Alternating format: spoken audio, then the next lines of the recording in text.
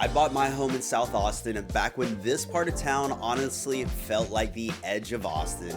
By 2030, this whole area will be almost unrecognizable. Some of what is coming is going to be incredible, and one part of it, I will be honest with you, worries me a little.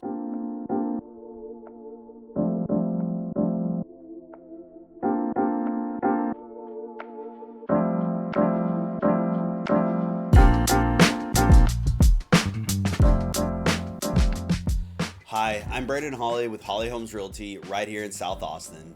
If you are thinking about making the move to Central Texas, whether that is South Austin, Kyle, Buda, or Bastrop, this video is going to be for you. I'm going to walk you through what is actually being built between now and 2030, so by the end you can decide where the smart move is, not just where it is the cheapest today. Here are the three things we will cover. One, the engine, the jobs, and the money that keep pulling people here, including a name most relocators have never heard. Two, the rebuild, the roads, and the transit that are being torn up and put back together right now. And then three, what each area is betting on, Kyle, Buda, and my own backyard here in South Austin. And I will tell you the honest truth, most agents will not, which is the one part of all this growth that genuinely worries me. Central Texas has been one of the fastest growing regions in the entire country for years now, and it is not slowing down anytime soon. The counties south of Austin, including Hayes and the corridor down towards San Marcos, have been among the fastest growing in the nation. Kyle went from around 4,500 people in the year 2000 to more than 45,000 today. That is not a typo, that is the pace we are talking about. If you are considering a move to Central Texas, hit that subscribe button because I break down things like this every single week. Now here's what matters to you as the buyer. Growth like this does not happen by accident. It follows jobs, infrastructure, and land. If you can see where those three things are heading, you can see where the value is heading. So let me show you all of those right now. Let's start with what is driving the growth. It's the jobs. If you have probably heard that Samsung is building a massive semiconductor plant in Taylor, which is a little northeast of Austin. It is a $17 billion project, the largest single investment by a foreign company in Texas history. It is targeting operations toward the end of 2026 and will produce some of the most advanced chips in the world. Over time, it is expected to support around 10,000 jobs across its Texas campuses, and Tesla is already a major customer. But here's the part nobody is talking about. When a plant like that gets built, it does not come alone. It brings a whole ecosystem with it. Equipment and chemical suppliers, companies you have never heard of, quietly move engineers and facilities into the area to support it. One supplier alone put around $175 million into a nearby facility. Those are the jobs that fill the neighborhoods. Everybody focuses on the major anchor. The smart money watches the businesses that follow it. And that is on top of Tesla's massive footprint in the Southeast Austin area. The point I am making is simple. The jobs are real, they are high paying, and they are pulling people to this exact region. Now the rebuild. If you have driven I-35 lately, you know it is a mess and it's gonna be for a long time.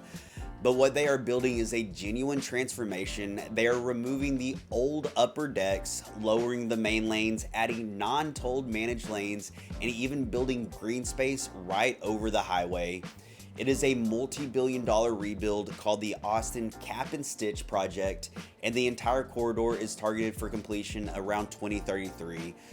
What is your major concern about these types of improvements? Drop it in the comments. I would love to hear from you. And for those of us south of the city, the piece that matters the most is the I-35 South project that stretches from Ben White down towards Buda.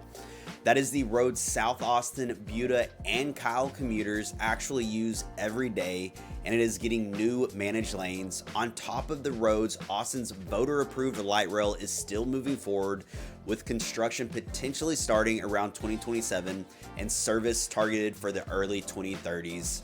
And the airport is in the middle of a major multi-year expansion. Piece by piece, the bones of this region are being rebuilt to accommodate a much larger population. Now let me get local because this is where it gets real for you. Let me show you what each area is betting on. Kyle's biggest bet is turning itself from a bedroom community into a real downtown. The Plum Creek development is bringing an uptown style town center, thousands of homes, retail office space, even a hotel and convention center, plus an innovation park built to attract employers directly. Kyle is done being just a place you sleep before you commute back into Austin. It wants to be a destination, and it is spending real money to get there. And then Buda is growing with jobs, retail, and rooftops all at once. There is a new HEB coming, and here's the cool part. They are building it on a reclaimed old landfill site right on I-35, turning dead land into a shopping anchor with a true Texas barbecue attached.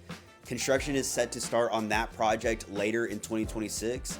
On top of that, Buda has huge new residential developments coming, like Persimmon with around 2,300 homes, plus commercial space, the continued build out of Sunfield, and big industrial parks, bringing real employment to the area. And then there is South Austin. When I bought in the area, this felt extremely remote. Now the growth has caught up to us, and it keeps coming, from the Goodnight Ranch to Easton Park to the new communities filling in around us. The I-35 South rebuild is going to reshape the commute, and honestly, the thing that made this area special, the trees, the space, the lower costs, is exactly why so many people are now trying to get in. I made a whole video just on what is coming to 78748 and 44, so I point you to that at the end. And then you have Bastrop, which deserves its own video, and it is coming because that is happening east of Austin, and it is a whole story in itself. But you feel the pattern here. Every one of these areas is building for a future that is arriving fast. So here's how I would actually think about this if I were moving here today. If you want to buy ahead of growth, look where jobs and infrastructure are headed, not just where prices are lowest today. A slightly longer commute now can be a very different story once the roads and the town centers are finished. And then if you want to be settled and established, buy where the infrastructure already exists. An established South Austin neighborhood, a built out part of Kyle or Buda, so you're not living through years of construction next door. And the one thing to watch out for is paying today for growth that is still years away. A community can promise you a town center and an amenity that does not arrive until 2030. Buy the home for what it is now and treat the future upside as a bonus, not the whole reason you paid up. If this is helping you see the bigger picture, give the video a like. It tells YouTube to show it to more people who are trying to figure out if Central Texas is the right move. Now here's the part I promised, the honest part. You might be watching thinking, hey Brandon, this all sounds pretty great. And in a lot of ways it is, but growth like this comes with real challenges. The roads, the water systems, the schools, they're all trying to keep pace with the number of people moving here, and that's not always easy. And honestly, affordability is becoming a bigger conversation every single year. Families who have lived here for decades are feeling that pressure, just like people trying to move here are dealing with higher prices than they expected. That's the reality of the region. It's growing extremely quickly. I'm not telling you that to scare you away. I'm telling you because you deserve the full picture, not just the highlight reel. I love Central Texas, and I believe the opportunities here are incredible, but I also believe you should understand both the benefits and the trade-offs before you make one of the biggest financial decisions of your lifetime. That's why I do these videos, to give you the honest version so you can make the decision that's right for you. This whole area is being transformed by 2030, and that's exactly why timing and good local guidance matters. The right move isn't about chasing a headline, it's about finding the place that fits your life, your commute, and your budget, and your long-term goals. And if now isn't the right time, that's completely okay. Whether you're planning a move next month or a few years from now, I'm always happy to answer questions, help you build a plan, or simply point you in the right direction. I've linked my free Central Texas relocation guides below if you'd like to dive in a little deeper. And before you go, check out the 2 videos on your screen next. They build on everything we've talked about today and will give you an even better understanding of where Central Texas is heading in the future. Thanks so much for watching this entire series. I really appreciate you being here, and I'll see you in the next one. Thank you so much. My name is Brandon Holley with Holley Homes Realty.